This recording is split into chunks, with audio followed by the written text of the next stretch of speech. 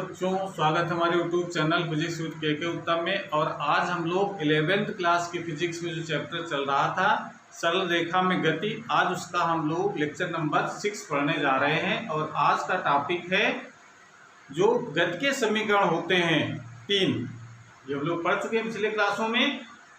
उन समीकरणों का आज हम लोग निगमन करेंगे। निगमन करने की 2 विधियां हैं।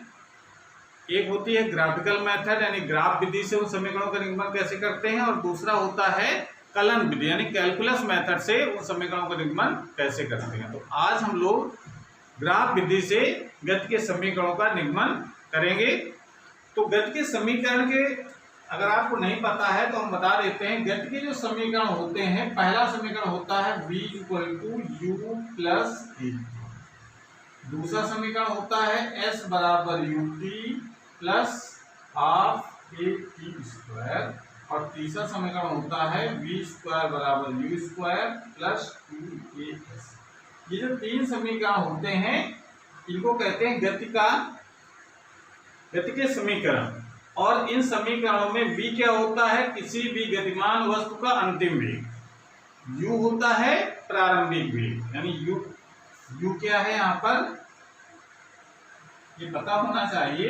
u होता है प्रारंभिक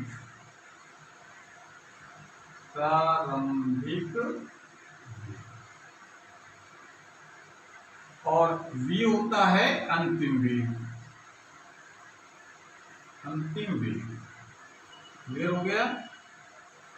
और ये याद होगा, छोटी क्लासों भी है। a होता है त्वरण और s है विस्थापन या इसको हम लोग दूरी भी कह सकते हैं, बस कितनी दूर चली गई। और t है समय। इतनी चीजें हमको पता होनी चाहिए। गति के 3 समीकरण, ये समीकरण तभी यूज होते हैं जब कोई वस्तु एक समान त्वरण से गति कर रही हो, तब यानी त्वरण का मान नियत हो तभी ये समीकरण यूज होते हैं। अगर त्वरण का मान बदल रहा है तो फिर इन समीकरणों का कोई यूज नहीं हो सकता है। तो जो इनका बनाना है, समीकरण बने कैसे हैं, बनाने के 2 मेथड में बताए हैं। उसका आज हम लोग पहला मेथड पढ़ने जा रहे हैं। ग्राफ विधि से गति के समीकरणों का निगमन कैसे करते हैं, कैसे इनका डेरिवेशन किया जाता है। तो हम मान लेंगे कि माना एक समान त्वरण a से गतिमान किसी वस्तु का वेग समय ग्राफ निम्न प्रकार से है। तो अभी हम लोग ग्राफ पिछले 3 वीडियो में हम लोगों ने बारी बारी से तीनों ग्राफों के बारे में पढ़ा है। विस्थापन समय ग्राफ, जिसको हम स्थिति समय ग्राफ भी कह सकते हैं, और वेग समय ग्राफ और त्वरण समय ग्राफ। तो वेग समय ग्राफ, गति के समय को निगमन में वेग समय ग्राफ जो प्लॉट किया जाता है उसका हम लोग यूज करते हैं। तो समीकरण को पता होंगे, इसको हटा देते हैं। बारी बारी से हम तीनों समीकरणों का निगमन करेंगे। तो पहले ग्राफ बनाया जाए। कौन सा ग्राफ बनाएंगे हम, वेग समय ग्राफ। और वेग समय ग्राफ हम इस प्रकार से बना रहे हैं, क्योंकि इसको हम लोग इस प्रकार से प्लॉट करेंगे। एक्स अक्ष में तो रखा जाता है टाइम को, इधर टाइम रख लेंगे, और वाई अक्ष में रखते हैं वेग। इस तरह हम कह सकते हैं कि समय को रख दिया हमने और इस तरह रख दिया हमने वेग। और ग्राफ हमने मेजर किया तो इस प्रकार से ग्राफ प्राप्त हो गया। ग्राफ का नाम हम लोग लिख लेते हैं ए और बी, और ये इसका मूल बिंदु हो गया। अब जरा ध्यान दो, यहाँ पर इस ग्राफ से पता चल रहा है कि जब समय 0 है, यानी t अगर 0 है तो जो उसका वेग है वो 0 नहीं है। अगर t 0 है तो इसका वेग है कुछ। कितना वेग है ये हम लोग ग्राफ में लिख सकते हैं कि यहाँ पर हम मान लेते हैं वेग है u।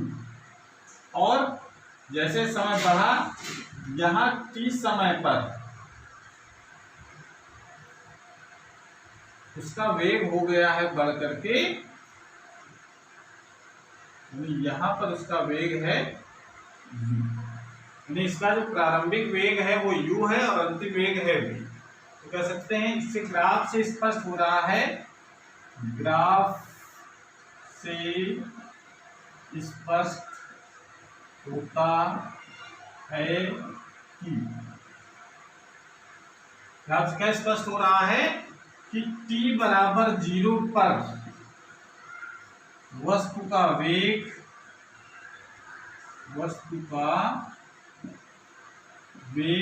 u तथा t अगर समय अगर t के बराबर है, यानी यहाँ पर t बराबर 0, यहाँ पर t बराबर t है, तो t पर वस्तु का वेग v, ये ग्राफ से पता चल रहा है। इतनी बात तो हम कोई भी 3 समीकरणों में इंटीग्रेशन करेंगे तो इतनी बात तो आपको लिखनी पड़ेगी। अब हम बात करेंगे पहले वाले समीकरण। क्लियर हो रहा है? तो पहला समीकरण कौन सा होता है? v = u + at का निगमन करेंगे, इसका निगमन करेंगे। तो इस ग्राफ से हम इसका त्वरण निकाल, पहले समय क्या निकालते हैं? ग्राफ से त्वरण। और ये जानते हैं, ये पढ़ चुके हैं हम लोग कि जब भी वेग समय ग्राफ होता है तो त्वरण जो बताता है वो ढाल से ज्ञात किया जाता है। त्वरण जो कैसे ज्ञात करते हैं हम लोग? उस ग्राफ के ढाल से, यानी उसका जो ढाल है वो कितना है ये बताता है। ये कह सकते हैं हम ढाल, यानी उसका x अक्ष की दिशा से कितना झुकाव कोण है, उसका टेंजेंट वो ढाल कहलाता है। अगर ये कोण अगर थीटा हम मान लेते हैं तो वस्तु का त्वरण कितना हो जाएगा। यहां शुरुआत करेंगे हम लोग। वस्तु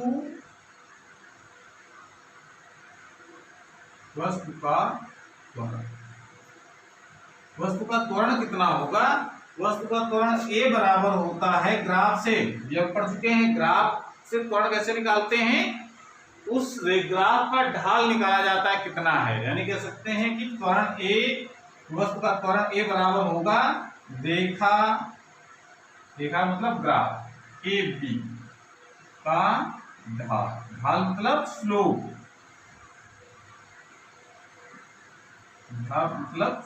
यानी स्लोप कितना है। अब स्लोप की अगर बात करेंगे तो स्लोप क्या होता है? tan थीटा, कितना झुकाव कोण है x से उसका टेंजेंट, और tan थीटा = लिख सकते हैं हम लोग लंब बटे आधार। अगर नाम लिख दिया जाए इसके ABC तो tan थीटा = क्या हो जाएगा? लंब बटे आधार। इसको ध्यान दो, लंब बटे आधार यानी BC / AC, ऐसा लिख सकते हैं। समझ में आ रहा है? और अब जरा BC की वैल्यू जरा देखो ग्राफ में कितनी आ रही है BC। अब देखिए यहां पर ग्राफ में कितना लिखा हुआ है, ये U है, यहां पर वैल्यू है इसकी ग्राफ में। ये हमको क्या निकाला? BC निकाला। तो ये पूरी लंबाई, यानी इस पूरी लंबाई में अगर हम इतनी लंबाई घटा दें, इस यहां से लेकर के यहां तक लंबाई में ये लंबाई घटा देते हैं तो ये लंबाई निकल आएगी, ये हमारी BC है। तो यहां से यहां तक लंबाई ग्राफ कितना पड़ेगा हम लोग? 0 से V, ये V लंबाई हो जाएगी। तो BC का मान कितना हो जाएगा?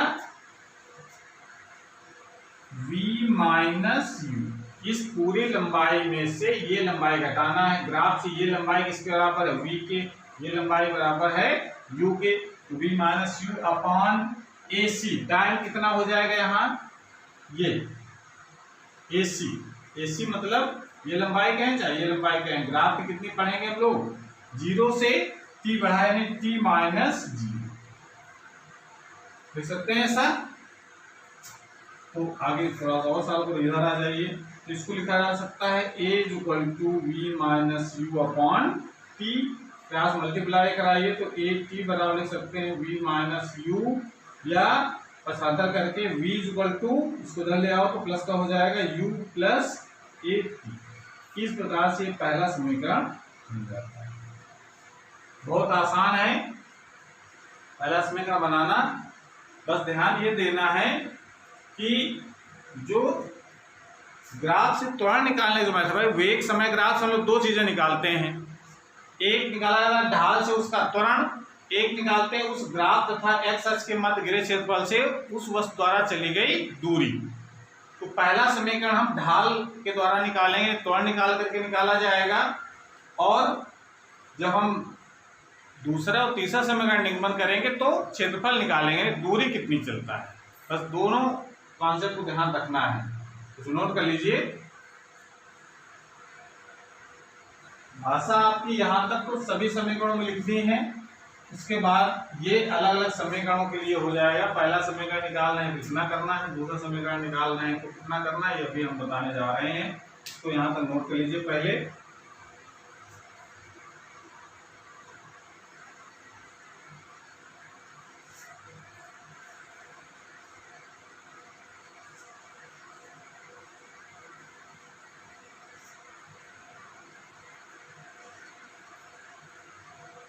अब हम बात करेंगे दूसरे समीकरण। दूसरा समीकरण कौन सा है, s बराबर U T plus half A T square का निगमन, इसका निगमन।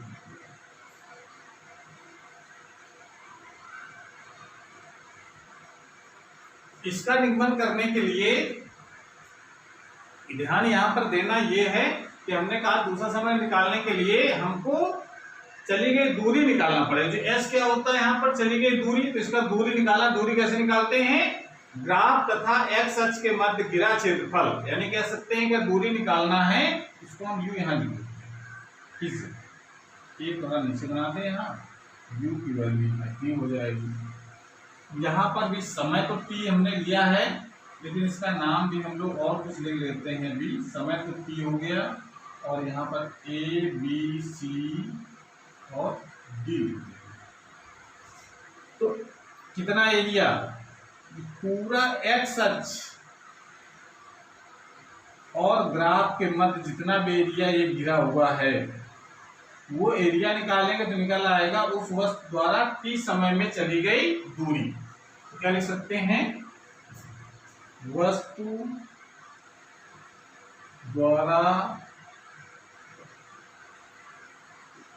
t समय में चली गई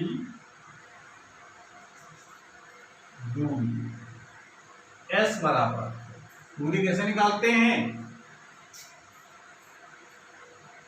s बराबर लिख सकते हैं वेग समय ग्राफ, वेग समय ग्राफ तथा समय अक्ष के मध्य घिरा क्षेत्रफल,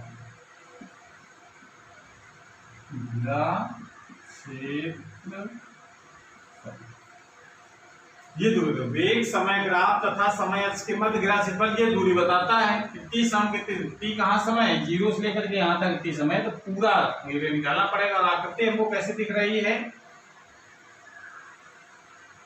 चतुर्भुज, चतुर्भुज है ये, चतुर्भुज ओ ए बी डी ओ का क्षेत्रफल। और ये चतुर्भुज है क्या, समलंब चतुर्भुज बना हुआ है। समलंब चतुर्भुज का मतलब जिसकी दो भुजाएं समांतर हो आमने सामने की, उनको समलंब चतुर्भुज कहते हैं। तो इसमें ओ ए और डी बी ये भुजा दोनों समांतर है, उनके बीच की लंबवत दूरी ओ डी भी कह सकते हैं और ए सी भी कह सकते हैं। तो इसका क्षेत्रफल निकालो जरा, कितना हो जाएगा। तो समलंब चतुर्भुज का क्षेत्रफल का सूत्र होता है समांतर भुजाओं का योग। समांतर भुजाएं कौन सी हो गई, ओ ए प्लस डी बी, समांतर भुजाओं का योग हो गया, गुणते उनके बीच की लंबवत दूरी। तो लंबवत दूरी में आप ओ डी भी लिख सकते हैं या ए सी भी लिख सकते हैं, और बाई 2 ये फार्मूला होता है समलंब चतुर्भुज का। S बराबर, अब जरा वैल्यू लगाओ, ओ ए की वैल्यू कितनी है, ओ से ए तक की दूरी कितनी ग्राम पढ़ेंगे तो हम लोग यू पढ़ेंगे, प्लस बी डी या डी बी कितनी हो जाएगी, ये लंबाई पूरी यहां से यहां तक, इसके बाद हो जाएगी ओ से लेकर के ये जहाँ v लिखा है यहाँ तक की दूरी हो जाएगी, तो इसको लिख सकते हैं हम लोग v बाई 2 और 4d, ये समय हो जाएगा।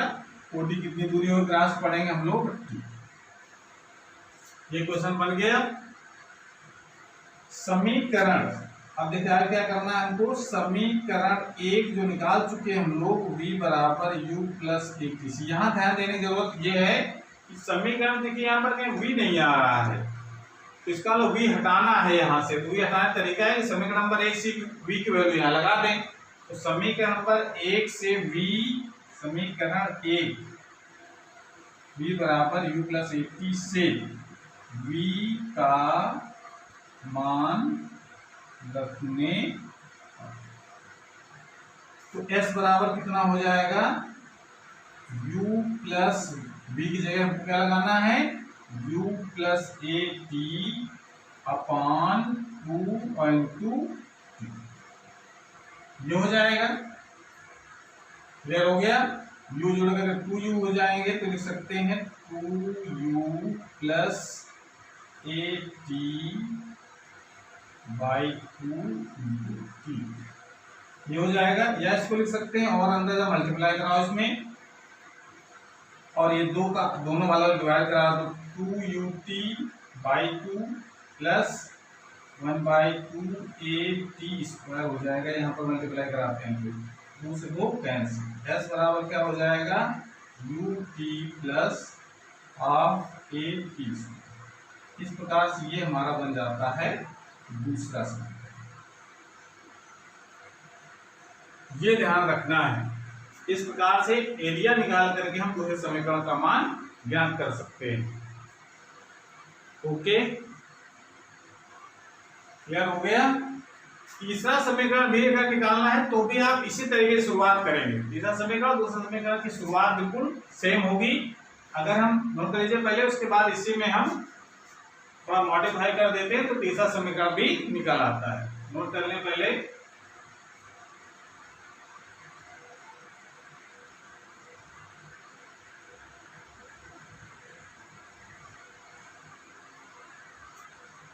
नोट कर लिया। अब हम केवल इसी में थोड़ा सुधार देंगे तो जल्दी से हो जाएगा। जो तीसरा समीकरण है, समीकरण पर 3, समीकरण हमारे पास है v स्क्वायर बराबर u स्क्वायर प्लस 2as। बाकी का निम्न करना है, बाकी इसकी शुरुआत आपको किसी प्रकार से करनी, दूरी ही निकालनी है वस्तु द्वारा। इस ग्राफ से अगर वस्तु द्वारा t समय चलेगी दूरी निकालना है तो वेग समय ग्राफ तथा समय अक्ष के बीच क्षेत्रफल निकालना पड़ेगा। आकृति बनी हुई है एक समलंब चतुर्भुज की, OABDO क्षेत्रफल का क्षेत्रफल और क्षेत्रफल का फार्मूला लगा देंगे। फार्मूला लगाने के बाद इसकी वैल्यू लगाएंगे। उसके बाद यहाँ से हम कहानी चेंज करते हैं। यहाँ तक तो आपको करना है इसमें भी, s बराबर u plus v up by 2 into T, यहाँ तक ले आएंगे। अब समीकरण नंबर 1 से देखिए, यहाँ पर ध्यान देना है, समीकरण नंबर 3 में t नहीं आ रहा है, तो हम समीकरण नंबर 1 से t की वैल्यू निकाल करके यहाँ रख देंगे तो t गायब हो जाएगा और समीकरण जो लाना था हमको वो प्राप्त हो जाएगा। तो क्या करें हम लोग, समीकरण नंबर 1 v बराबर u प्लस AT से यहाँ सुधार देते हैं, से t बराबर कितना आएगा 75 करने से, t बराबर आ जाएगा v minus u upon a. ये तो है, 75 करेंगे t equal to v minus u upon a का मान रखने पर रख दो। बाकी इसको नीचे हम लोग जुगाड़ करके सॉल्व करते हैं आगे वाली कहानी।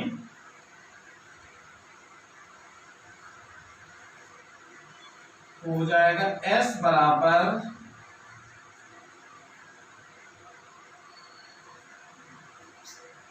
u plus v by 2 into T से कितना हो जाएगा, v minus you by T. लिख सकते हैं, जरा क्रॉस मल्टीप्लाई करा दो, 2 ये यहाँ से इधर ले आओगे तो कितना हो जाएगा 2as। ये फार्मूला बन गया एक a plus B A minus B का। तो क्या लिख सकते हैं इसको V square minus U square. बस इसको पछातर कर लें तो लिखा जा सकता है V square equal to U square plus 2as। ये फॉर्मूला हमारा तीसरा बन जाता है। इस प्रकार से ये हमारे तीनों समीकरण का निगमन हो जाता है। ग्राफ मेथड से अगर आपको करना है तो इस तरीके से कर सकते हैं बहुत आसानी से। सब ध्यान ये रखना है कि पहला समीकरण निकालेंगे हम लोग त्वरण ज्ञात करके ग्राफ से। त्वरण निकालने का तरीका होता है ग्राफ की ढाल से त्वरण निकाला जाता है। तो ग्राफ की ढाल निकाल करके उसकी वैल्यू लगाएंगे, पक्षांतर करेंगे, पहला समीकरण निकल आएगा। दूसरा समीकरण अगर निकालना है या तीसरा समीकरण निकालना है तो हमको निकालना पड़ेगा क्षेत्रफल। और क्षेत्रफल के लिए क्षेत्रफल अगर निकालना है तो क्या निकाल रहे हैं? दूरी। यानी टी समय में चली गई दूरी कितनी होगी ये क्षेत्रफल निकाल करके निकालिए, क्षेत्रफल का मान रखिए। और उसके बाद अगर पहला समीकरण अगर दूसरा समीकरण अगर निकाल रहे हैं तो पहले वाले समीकरण से v का मान लगा दीजिए, सॉल्व करेंगे, दूसरा समीकरण हमको प्राप्त हो जाएगा। और तीसरा समीकरण निकाल रहे हैं तो पहले वाले समीकरण से t की वैल्यू निकाल करके जब रखेंगे यहाँ पर तो हमको तीसरा समीकरण प्राप्त हो जाएगा। इस प्रकार से प्रैक्टिस करेंगे तो सारे क्वेश्चन आसानी से निकल आएंगे।